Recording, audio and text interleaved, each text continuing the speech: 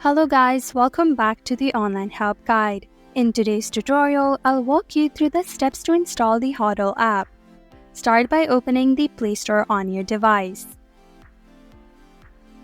Hit the search bar at the top, then type HODL app. Then tap on search. This is the application that we are going to download. To initiate the installation process, just tap on the install icon.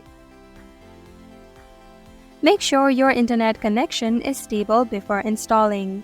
Now let it begin downloading. When the download is finished, tap on Open.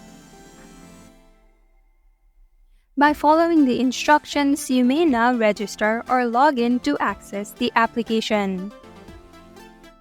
Thank you for watching Online Help Guide. Hope this video was helpful.